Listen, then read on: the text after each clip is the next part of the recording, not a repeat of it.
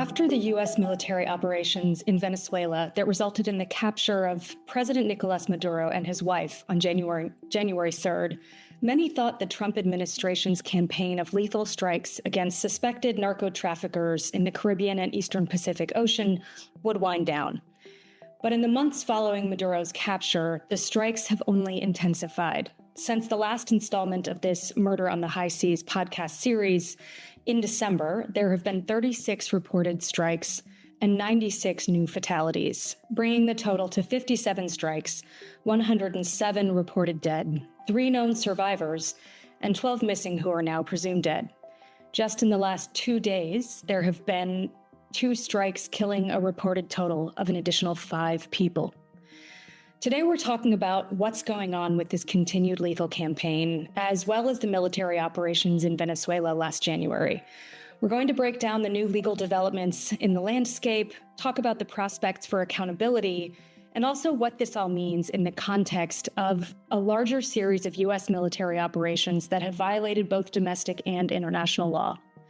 This is the Just Security Podcast. I'm your co-host, Tess Bridgeman, co-editor-in-chief, and former deputy legal advisor to the National Security Council. I'm joined today by my co-host, Rachel Goldbrenner, who is executive director of the Reiss Center on Law and Security at NYU School of Law. Over to you, Rachel. Thanks, Tess. Joining us once again to discuss the latest developments in the U.S. military's Operation Southern Sphere are Rebecca Ingber and Brian Finucane.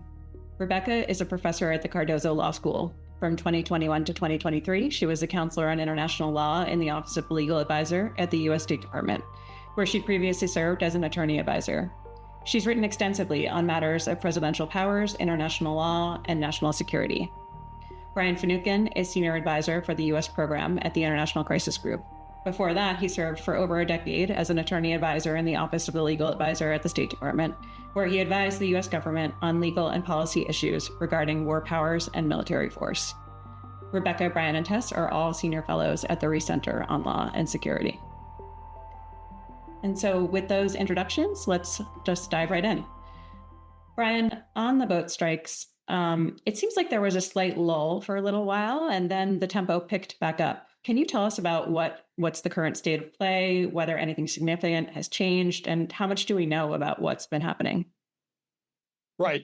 So there was a lull after the U.S. military intervention into Venezuela for about 3 weeks, and then strikes picked back up, and they've occurred in both the Caribbean and Eastern Pacific.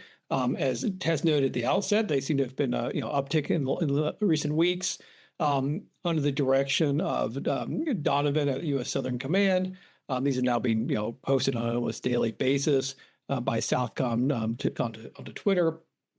And there seems to be a somewhat different framing of them, that the Donovan has framed these as total systematic friction. It looks like the Southcom is trying to backfill some sort of more traditional military rationale behind the strikes, while Donovan himself acknowledges that they're not some sort of cure-all for America's drug problem.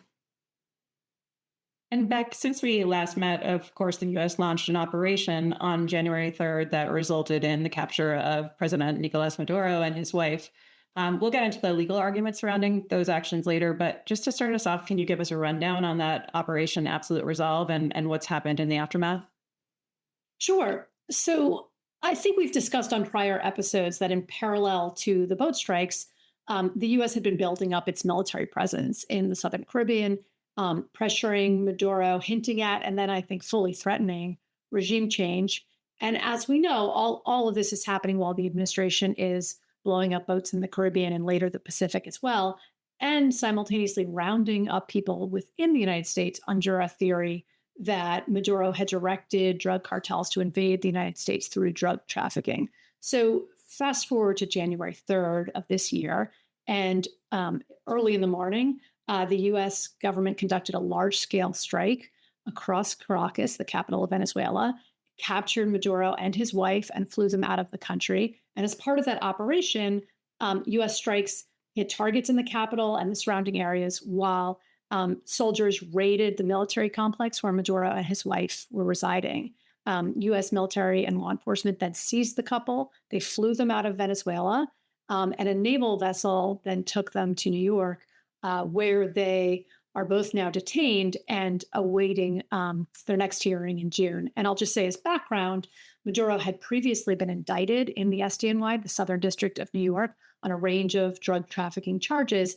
And those charges were updated on January 3rd and then unsealed. And his wife was indicted as well that day.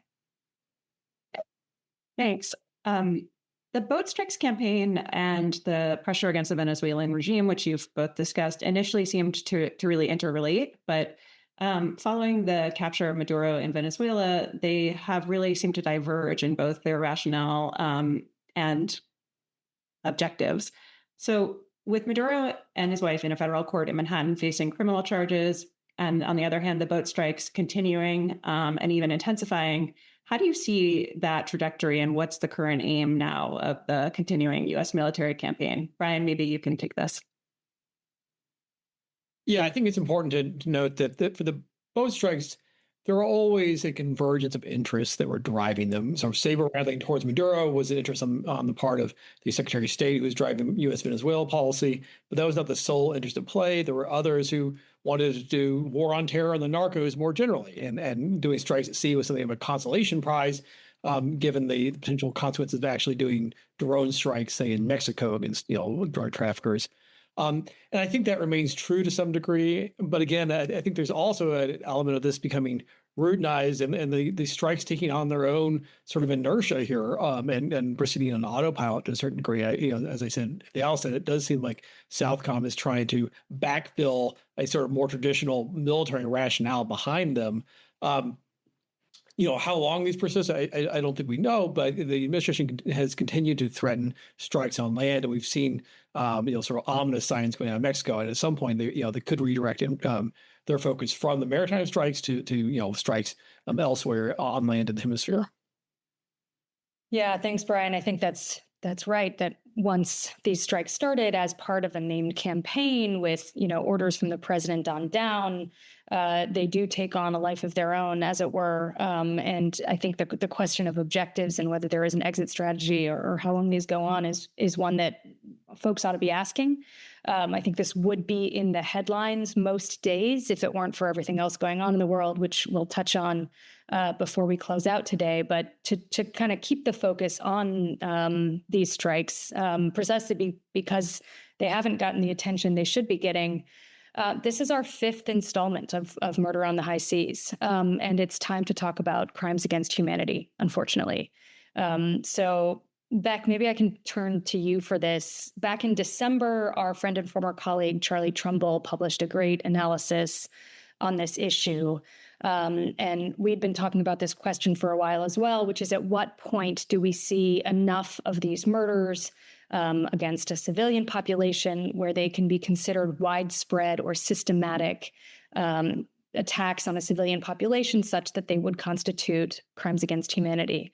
So can you walk us through the analysis? What does it entail, and how do you think it applies here?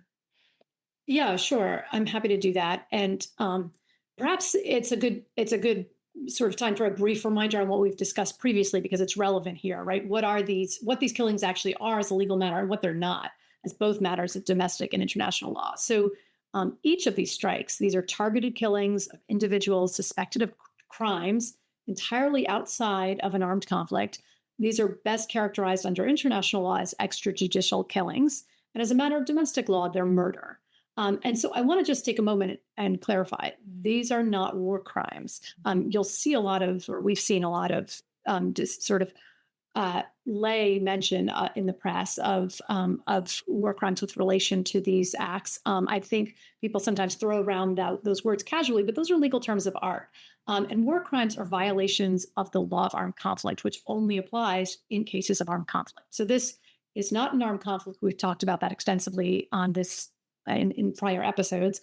And so that body of international law does not apply here. So as a matter of international law, again, these are extrajudicial killings. These are murder under domestic law. And as they have continued and expanded, this has, as you said, raised this question whether now they constitute crimes against humanity.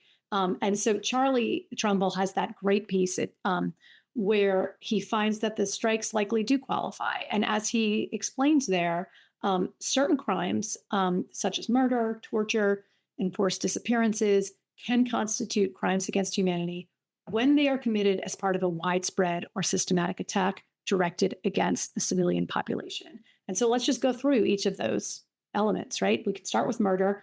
I don't think there is much debate among actual legal experts outside the US government as to whether these crimes constitute murder. There is no armed conflict, as we've said. These are not combatants engaged in an armed conflict. They are simply members of the civilian population who are being killed on the basis of suspected crimes.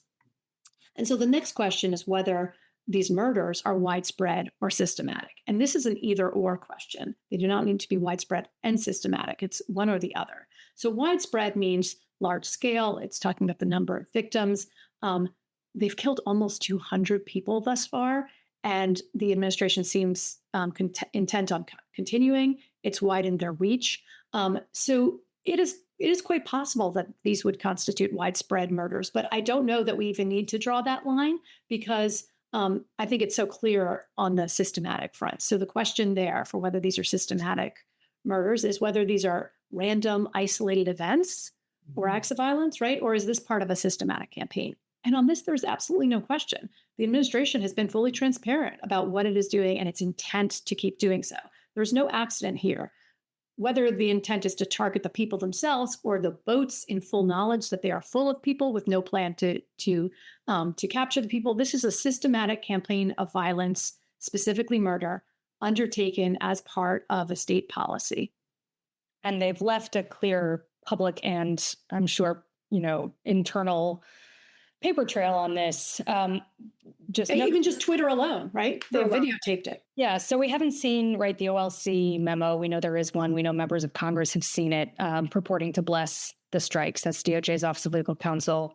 We haven't seen a concept of operations or the internal directive from the president to the Department of Defense to begin the campaign. But we know from Twitter alone, right, and also what's been said in the podium and other kind of public pronouncements, this is a named campaign with specific objectives against 24 cartels and criminal organizations, right? There's a very clear system around it that brings to bear what had previously been, it's kind of a combination, right, of the U.S. counterterrorism structure and the counter-narcotic structure, right, and bringing those together for a systematic campaign of killings. So I have to agree with you, Beck. There's really no way around the systematic element being met. So I guess the question then is, what does that change, if anything? Here on this series, we've been calling these murders and extrajudicial killings from the start. And as you rightly note, Beck, most experts have come to the same conclusion rather quickly. If these are, in fact, crimes against humanity, sounds like we're all in agreement that they should so qualify. What is different about that than if they were, say, just EJKs or murder? Well, crimes against humanity are violations of international criminal law, and that carries with it criminal liability for the individual perpetrators. Here, that would be the U.S. officials that are involved in ordering or carrying out these attacks. So there could be a real risk of prosecution. I mean, as you know, I often think there's too much weight put on prosecution as the means of accountability for international law violations. But here, there is a real risk. And the ICC, the International Criminal Court, is, of course, one obvious place that people will think of. The United States, as many of our listeners will know, is not a party to the Rome Statute, which is the governing treaty of the ICC. But the ICC might nevertheless have jurisdiction if the acts are either taking place on the territory of a state that is a state party, or even a vessel that's flagged to a state party. So if any of these vessels are flagged to a state party, such as Venezuela or Colombia, that could be a possibility as a formal matter. I think as a practical matter, it's unlikely that the ICC is going to be the place that we see prosecutions of U.S. officials. I think it's much more likely that we might see prosecution in another state's own domestic legal system. So for us, that would be foreign courts, because states may, under international law, exercise universal jurisdiction for these types of crimes that rise to this level. And there are immunity defenses that may be raised. We don't have to go down that rabbit hole here. And different states take diverging views on that. But the upshot is that U.S. officials could be charged in foreign courts. And one very real practical consequence of this, at a minimum, is that this could pose real constraints on the ability of such officials to travel internationally. And here that would be, I imagine, from the president on down, right? It would be President Trump who ordered this campaign. It would be Hegseth, and it would be the senior most uniformed officials who are ordering and overseeing it. Presumably also on down the chain of command, although the identities of those people are, of course, much harder to know. And I think we would all agree that the true accountability should start with those who order, plan, orchestrate these kinds of killings, rather than the person, much farther down the chain of command. But presumably the government has asked each of those people to shoulder this burden now, to the extent they are involved in these operations. Yeah, and of course, the president himself would likely get head of state immunity in foreign courts, but a former president, that is the states to choose whether or not to waive. That's right. So I think, as you rightly note, Beck, there's a lot of focus when we say the word accountability on prosecutions, and it's obviously important and it has its place, but it's only one form of accountability, and it's probably not the most likely form of accountability to actually be effectuated with most military operations, but certainly with these. Brian, maybe I can turn to you on this, because I think you've actually even been involved in one of these proceedings. But let's walk our listeners through two different forms of accountability that we see playing out in courts and other dispute resolution mechanisms right now that are not prosecutions. So one is the civil suit that's been brought in U.S. federal court by the families of two Trinidadian men, Chad Joseph and Rishi Samaru, who were 26 and 41 years old, who were killed in one of the U.S. strikes last October while returning back to Trinidad from Venezuela. So the case has been brought in federal court, raising two different kinds of claims. Separately, we have the Inter-American Commission on Human Rights, an ongoing set of proceedings about these strikes, in which I think you provided testimony, Brian. So could you just give us the state of play on each of those proceedings? Maybe let's start with Burnley v. U.S. That's the one pending in federal court, and then we'll turn to the ACHR. Yeah, and just to give credit where it's due, I mean, the ACLU has really been the lead actor in a lot of this action, both domestically and internationally. So yes, there was a suit brought on behalf of the families of two Trinidadian men killed in one of the strikes. Claims advanced under the Death on the High Seas Act, as well as the Alien Tort Statute. And I should also say, in terms of U.S. domestic litigation, the ACLU has also brought suit under the Freedom of Information Act, seeking the OLC opinion that provides the permission slip for this killing spree. The ACLU also is responsible for prompting the Inter-American Commission on Human Rights to hold a hearing in March on the boat strike campaign, in which experts from the ACLU, the Center for Constitutional Rights, UN experts on human rights, and myself testified about the legal dimensions of the boat strikes. And there were also representatives from the State Department, from our old office of the legal advisor, speaking on behalf of the U.S. government. The experts convened by the ACLU got really more into the legal weeds and the legal merits of the strikes, or absence thereof, framing that there was no armed conflict, as Rebecca just said, and that therefore these strikes implicate murder under U.S. domestic law and potentially crimes against humanity as a matter of international law. On the other hand, the State Department representatives did not get into the merits and really contested the competence and jurisdiction of the Inter-American Commission to even hear hold this hearing, and including on the grounds that there was an armed conflict, and armed conflict, the law of armed conflict was beyond the competence of the Inter-American Commission on Human Rights. And so it seems like neither of these proceedings are obviously going to result in rulings or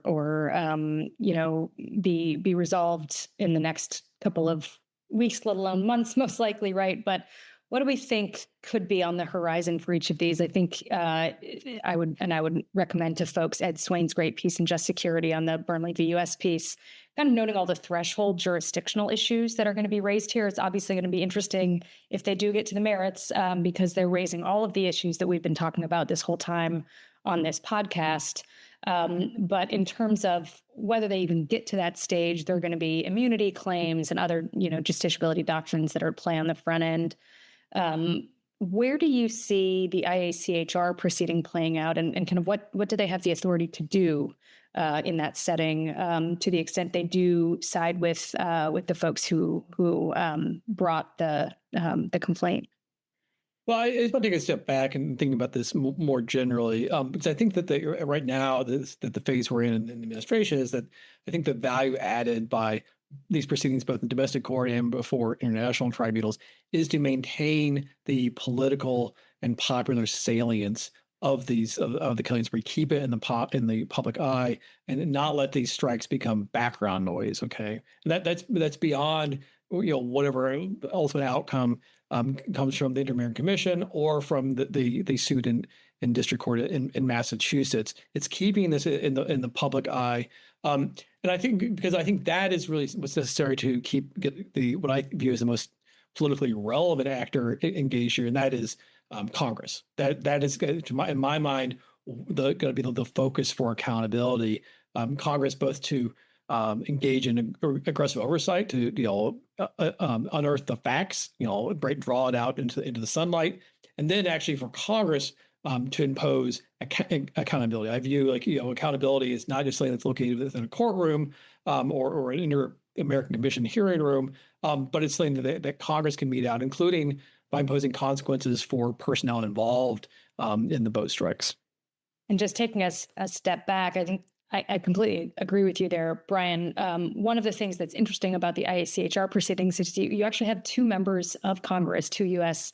Members of the House of Representatives, Joaquin Castro of Texas and Sarah Jacobs of California, who sent a letter to the commission urging them to scrutinize the administration's claims and taking essentially many of the positions that you've heard expressed on this podcast about there not having been an armed attack, there being no non-international armed conflict, these strikes constituting murder and extrajudicial killings, and saying they have been trying to use the mechanisms at their disposal to get some daylight and to get some accountability, and have been failing. So I think it's really interesting to see members of Congress turning to an international body in that kind of posture. But as you say, Brian, there's a lot Congress could be doing. There needs to be a little bit of bipartisanship to get a lot of those things off the ground. But there certainly are things that even folks in the minority can be doing to keep the issue in the headlines and to keep the pressure on the administration to be answering for its policies here. One of the things that will be on folks' mind here, of course, is the War Powers Resolution. And for anyone who's listening to this right now, it's early May 2026. And the War Powers Resolution has been in the headlines because of the war in Iran. We'll touch on that a little bit later. But it's helpful to remind folks that there was a War Powers Resolution 48-hour notice filed for the boat strikes when the campaign first began, which did initiate the 60-day clock to terminate unauthorized hostilities. This is a tricky one because we're not in an armed conflict, but there are hostilities going on, arguably for war powers purposes, and that 60-day clock did run a long time ago. But the administration, of course, argued that the clock did not apply. Brian, can you just walk us through quickly what was the administration's argument? You wrote a great article about this on Just Security if folks are interested, but what is the argument that they put forward for why the clock didn't apply and why they don't need to terminate their strikes? Yeah, this comes out as some great reporting both by the New York Times and Washington Post on briefings given to Congress by the Obstacle Council. And the argument that was presented in early November to avoid the 60-day deadline was that U.S. airstrikes on these boats in the Caribbean and the Pacific did not constitute hostilities because they were standoff strikes and because there was not risk to U.S. forces. The risk to U.S. forces was minimal.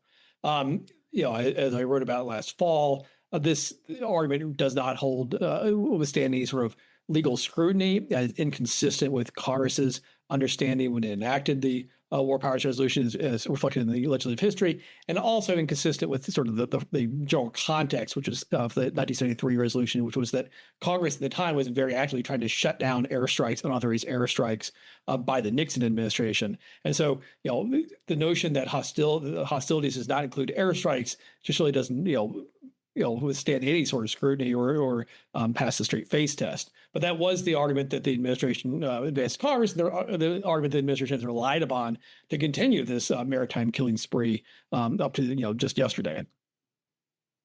And that has been at the same time, correct, that the administration has claimed that we are in a non-international armed conflict. So even though for war powers purposes, it has said that these do not constitute hostilities, for the legal rationale, it has said that we are in a non-international armed conflict. Exactly. So this has been really helpful exploration of the boat strikes. But as we were discussing, there are sort of two strands that maybe began together and have diverged a bit. And the other is the operations that took place in Venezuela and what's happened after that. So maybe we can turn to that for a bit. And Beck, have you talked to us about the legal issues around the operations that happened in Venezuela? There are several moving parts to unpack here. You've written about it for Just Security. Can you walk us through the legality, the legal rationale in terms of both constitutional and international law for the operation that the U.S. undertook in Venezuela and the capture of President Maduro and his wife? And since we do, unlike as we discussed in the boat strikes context here, since we do have a publicly released Office of Legal Counsel opinion on the Venezuela operations, can you also talk about that opinion and what it shows about the administration's view of these domestic and international law issues and anything that might stand out to you about it? Yeah, absolutely. I mean, as you mentioned, there was a sort of convergence of the different issues involving the boat strikes and the lead up to the Venezuela operation and capture of Maduro, and a divergence. And what's interesting is just listening to Brian describe the boat strikes, right? The administration is calling them a NIAC for the purposes of claiming the authority to kill and claiming that such strikes do not constitute murder, claiming that it's not hostilities for the purposes of the War Powers Resolution. And now we have an operation that involves the actual use of force against the state, Venezuela, and they're claiming that it's not war for the purposes of avoiding the need to get congressional authorization under the Constitution. So we do have this OLC memoranda that sets out to try to explain to us why that's the case, and it briefly addresses the international law issue, and so I'll talk about that first, and then I'll explain its how it goes through the domestic law. So on the international law side, I think we've talked about this on this podcast. The framework is governed by the UN Charter, which strictly regulates the use of force between states. And the general background norm is that the use of force is prohibited between states, and there are only narrow exceptions to this. So if the UN Security Council has authorized the use of force, or if a state is using necessary and proportional force to respond to repel an armed attack. So in self-defense, to repel an armed attack. Neither of those is applicable here. There's no UN Security Council resolution. There has been no armed attack from Venezuela on the United States, giving the United States the right to respond in self-defense. So there's really no plausible argument that the operation is lawful under international law. I'll talk about in a moment how the OLC memorandum handles that. As a domestic law matter, the question is a procedural one. Who gets to make the decision to bring the country to war?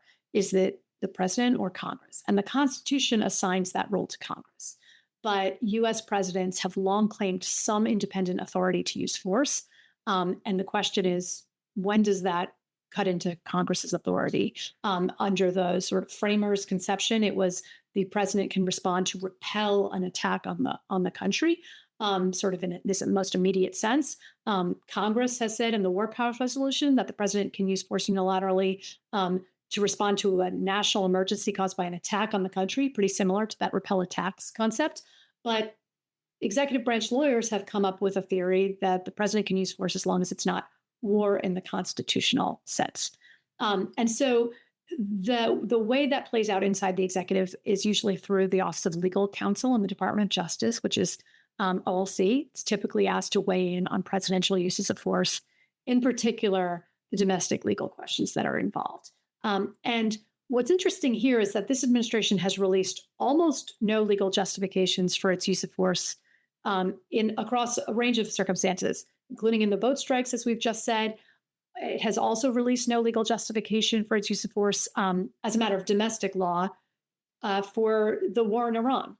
So the Venezuela memo is kind of a notable exception on the war powers issue. And so it gives us this window into how the administration lawyers this question generally. And some things really stand out here that have some broader relevance.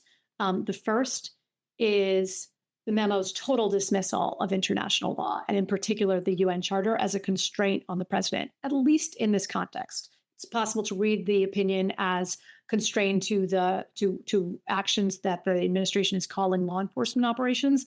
But as we've discussed, the use of force against another state is, whether you call it a law enforcement operation or not, is as this was here, a use of force in another country that absolutely implicates the UN Charter and can only happen in conjunction with an UNSCR, UN Security Council resolution, or in self-defense to an armed attack.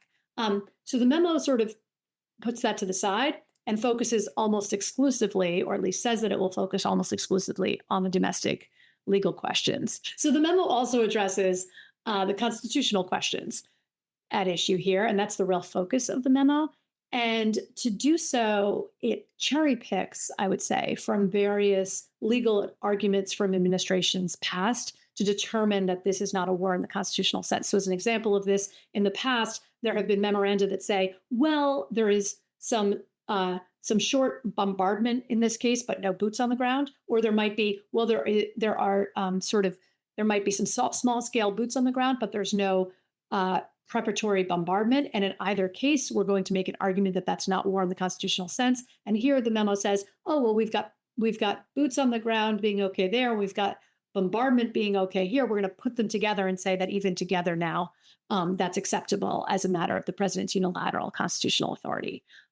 Interestingly, though, the memo authors, the lawyers, don't just assert that the president has this authority. Instead, they leave it to the president to make that determination himself. And so the memo repeatedly says throughout, the president could decide. And they're very clearly placing the president in the decision-making seat, including on these questions of law, like whether these actions arise to the level of war in the constitutional sense.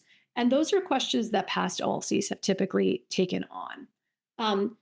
Just one more thing to note about the memo are these concessions that it makes throughout. So this was to me the most interesting piece of the memo. So the memo concedes that there was no armed attack, no direct or imminent threat to U.S. forces, other than the threat caused by our own forces engaging in the first place. So it's almost, barely a step removed from conceding that there's no self-defense basis to use force under international law. And it also makes some concessions that are relevant to the ongoing Alien Enemies Act litigation. So the administration has been claiming in courts that Maduro was directing a Venezuelan gang to invade the United States through drug trafficking. And then the memo goes ahead and concedes that it has scant authority for such a proposition. And it even acknowledges that one of the few sources that it was given on this topic specifically needs someone else as the leader of this purported gang. So in other words, the OLC memo itself, the lawyers are undercutting in that memo the factual predicate for the Alien Enemies Act deportations, in addition to the factual predicate for the Venezuelan operation itself. And just finally, I'll just wrap up because I think this was really concerning. There is this theory in the memo that it's not war by virtue of not planning.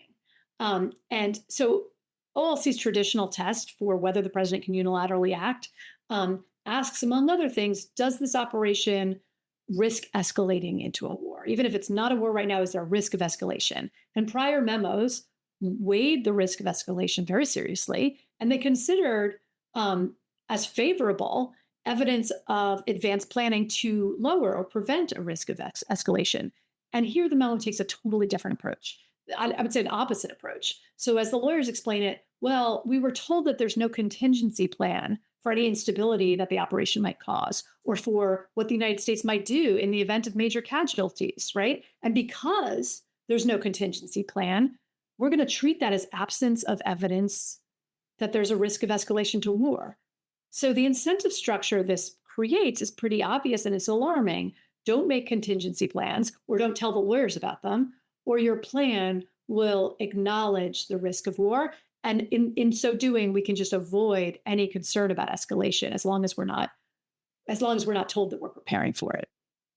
Great, thanks. There's a lot there, Beck. I think you're also touching on an issue that you've written and thought a lot about factual predicates and whose determination it should be whether, as a factual matter, we are at war. Is that a factual question? Is that a legal question? Should courts be able to weigh in? If courts wade into it, is it a core national security matter and they should grant deference to those assertions by the executive branch?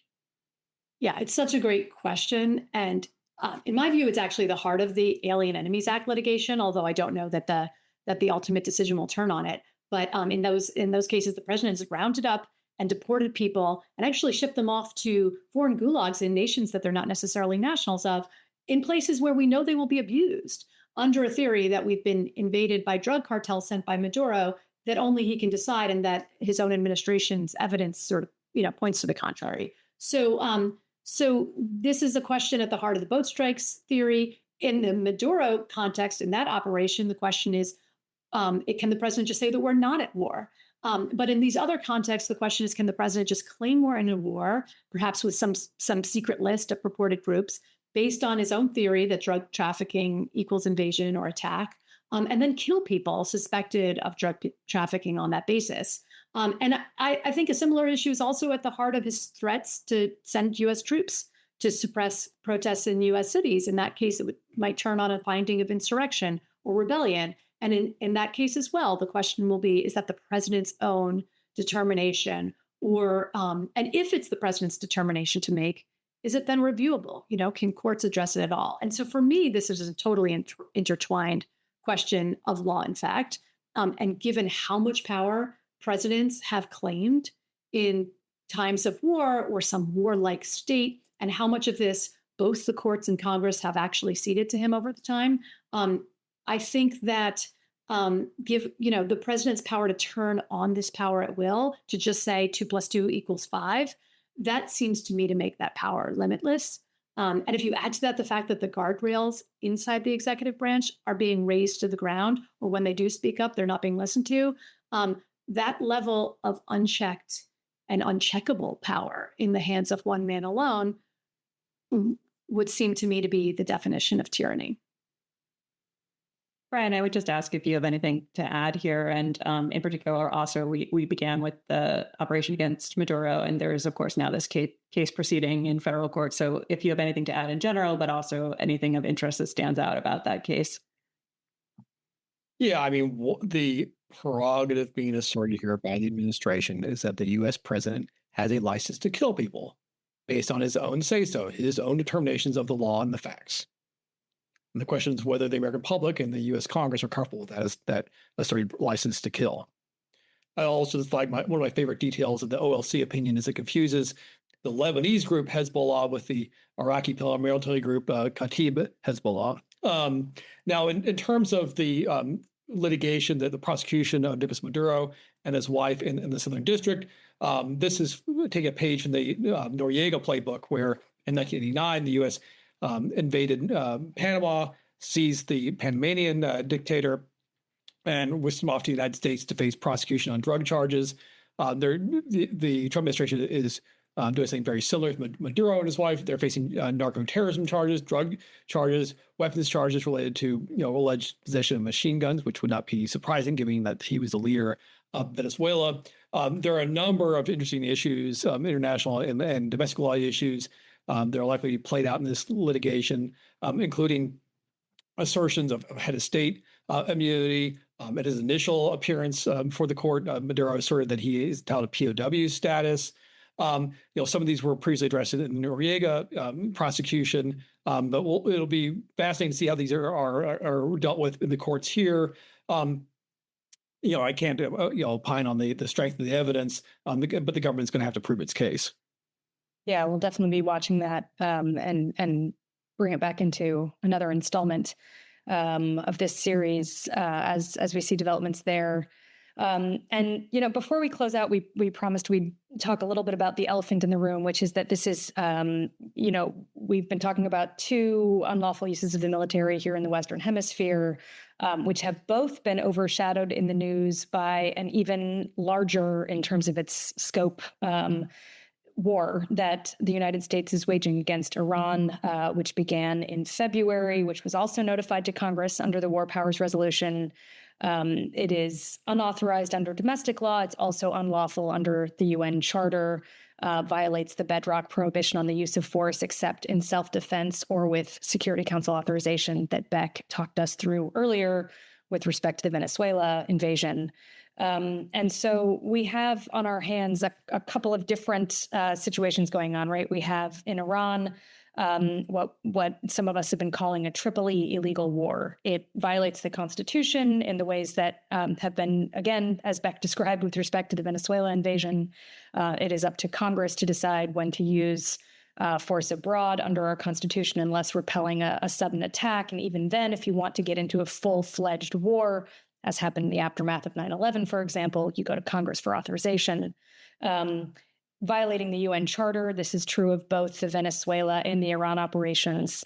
With respect to the Iran war that remains ongoing because of the blockade, continuing exchanges of fire, a continuing state of confrontation between the armed forces involved. You clearly have the War Powers Resolution 60-day clock having now been blown through because hostilities are ongoing. Contrast all of that with the boat strikes, and I think it's important to kind of keep in mind how these are the same, but also how they're different.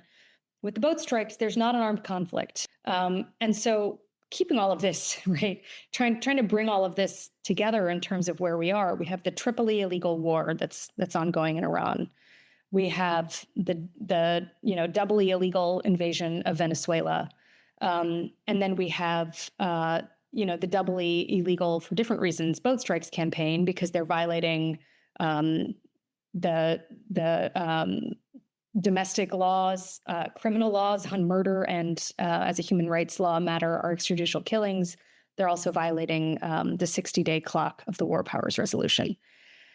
And as we've talked about kind of throughout this series of podcasts, the accountability question, the kind of how to even bring these issues into the light and make sure they're getting the focus they deserve, a lot of this boils down to Congress. And there have been votes under the War Powers Resolution on each of these things, on Iran, on the boat strikes, on Cuba, which we haven't touched on, but the administration continues to make threats against that country. Where does this leave us? In May of 2026, this far into the boat strikes campaign, with almost 200 people dead, having reached the conclusion now that we are seeing crimes against humanity being committed amidst these other unlawful uses of the military. Where should we go from here in terms of what is Congress's role and how we should kind of make sure these issues are getting the attention they deserve and that we end up seeing accountability? Well, one thing that I would just want to say on that is that I think what we've seen is that Congress isn't really set up or doesn't have the muscle memory to deal with a campaign of extrajudicial killings by the U.S. president. Right? They have in the past criticized such things when they've occurred in other countries, and the U.S. government generally has done so. But the boat strikes have sort of gotten channeled into the general war powers conversation, in part because that's what Congress is used to, and that's what it's set up to do. And I think that's also why the war crimes language has predominated, right? It's just that is how people are used to critiquing or challenging the president on questions of the use of force. They're used to doing so in the context of war powers questions. Has the president been authorized to use force? Is this a war crime, or is this acceptable under LOAC? And so we haven't yet developed a bureaucratic channel in Congress and language for talking about what is actually happening in the boat strikes context. And so one thing that I would like to see happen is a separation of the boat strikes campaign, as you say, which are a completely different animal from the war powers concerns that we see in the other context. There's good reason they've been combined, in part because the War Powers Resolution gives Congress mechanisms for addressing things quickly. And so we don't maybe have the same mechanisms for doing so in the context of a killing spree, that it's simply murder. But I think it confuses things in the minds of the public. And so I would like to think strategically about a way to separate the two in people's minds. And so just to pick up on what you just said, Beck, which I think is really important about separating out some of these questions that are really distinct, but also to maybe push back a little bit on the question of whether Congress is equipped to handle this set of issues. It certainly doesn't have the muscle memory right now, but it does, it's an institution that's been around for a long time, and we've seen not, this exact fact pattern. Obviously, this killing spree is new and troubling and dangerous in lots of ways we have not seen before. But we have seen gross illegality on the part of the executive branch. And we've seen Congress set up commissions of inquiry, specialized high-level bipartisan panels. There are things that they can do if they want to get to the bottom of something as a fact matter, as a law matter, and to hold folks accountable. We have not seen them exercise that there. Here, I think in large part, we would all acknowledge because of the hyper-partisanship that is, undermining Congress's ability to speak with one voice on some of these really most important issues of the day. But they certainly have the tools if they should choose to use them. But they haven't thus far. And as you say, Beck, I think that's exactly why some folks are turning to the War Powers Resolution, because it gives you this hook of these expedited procedures to at least get folks on record. Do you support or do you oppose what's going on here? I agree with that entirely. And I think it's really important to focus on historical episodes, because I think people have a hopelessness right now. This idea that if Congress can't stand up and stop the president immediately, that, the suggestion is, well, they're useless. That they don't have the tools, and there's not going to be any accountability, or there's no ability to stop them. And I think it's important to look through these periods in history. This has not just been one uphill climb toward presidential claims of power and Congress completely ceding power. There have been times of overreach by presidents in the past, yes, but there has also been significant pushback, and Congress has reclaimed its powers. Congress has engaged in major reform, set up commissions to investigate prior abuses, from fraud and mismanagement to major war powers concerns. And so I think that's all cause to believe that they can do so again. And we have to push them to do so. And it will take some time. Yeah. I also do think that Congress is not the only game in town. We've spent a lot of time talking about the courts, and while certainly being aware of the reticence of courts to get involved in these kinds of matters, I do think the two cases that we talked about have the potential to test some of the legal theories and facts that the administration has put forward at various times if they are permitted to proceed. So I would, for one, would be watching those court cases as well. Yeah, and I think, and maybe I can turn to you, Brian, for a little bit on this. When we're talking about the Venezuela set of issues, and of course the Iran war, which isn't the main subject of this podcast, but when we're talking about the bucket that is, where war powers is the right framework to be thinking about a couple of the main issues involved. There are viable proposals for war powers reform that many of us on this screen have been involved in crafting and putting forward. Where do you see that bucket of issues fitting into, how we're seeing oversight, either the lack of oversight or potential future oversight play out? Well, so I think there is a potentially robust agenda for oversight with the next Congress. I think that people should be thinking about historical episodes like Iran-Contra hearings, like the sort of hearings in the 70s with respect to Watergate, the abuses of the intelligence community, then the Church Commission, things like that. Yes, I think the next Congress would probably be an opportunity to start building momentum for war powers reform to try to prevent some of these abuses in the future. Hopefully, the rampant executive lawlessness we've witnessed over the last year plus will inspire people to move in that direction. I also think that we have a very recent lesson of this administration falling back and retreating in the face of congressional pushback and public pushback. And that was respect to calling people terrorists and executing them in the streets of Minneapolis. Okay. And they attempt to deploy the same sort of playbook domestically, did not turn out well when the administration tried to label Alex Pretty or Renee Good terrorists after they gunned them down. And so I think if Congress is able to muster the political will and able to have the funding fight, even under the next Congress, there is the potential, I think, to use funding cutoffs or a funding fight to shut down the killing spree at sea. Well, thank you. I think we've tried to end on a note of talking about what can be done going forward in terms of the role of the courts, which is hopefully, with respect to the boat strikes in particular, not nothing. The role of Congress, which is obvious, but there's many fruitful avenues in terms of oversight, using their power of the purse, and simply using their bully pulpit, in addition to actual legislation, whether it be legislative reform or individual, cutoffs, and the like. And then, of course, importantly, just keeping this set of issues, in people's minds, and remembering that if we weren't in this war in Iran, if we didn't have so much else going on both on the domestic and international plane, we would be talking about this every day. This would be the big issue. It is still a very big issue, and so I'm grateful to all three of you, my co-host Rachel, and to Rebecca and Brian, for continuing to talk us through these issues and make sure that we stay on top of what's going on and keep thinking about what could come next. This episode was co-hosted by me, Tess Bridgeman, and Rachel Goldbrenner, and cross-posted by Just Security and the Reiss Center on Law and Security at NYU School of Law. It was produced by Maya Neer, with help from Pooja Shah, and with research support from Marie Miller. A special thanks to both of our guests, Rebecca Ingber and Brian Finucane, for joining us again. This episode, Part 5 of the Murder on the High Seas series, is part of Just Security's collection, U.S. Lethal Strikes on Suspected Drug Traffickers, Operation Southern Spear, Operation Absolute Resolve. You can listen to installments 1 through 4 of Murder on the High Seas wherever you get your podcasts, or watch them on Just Security's YouTube channel. Those episodes, along with additional resources for further reading, are linked in today's show notes.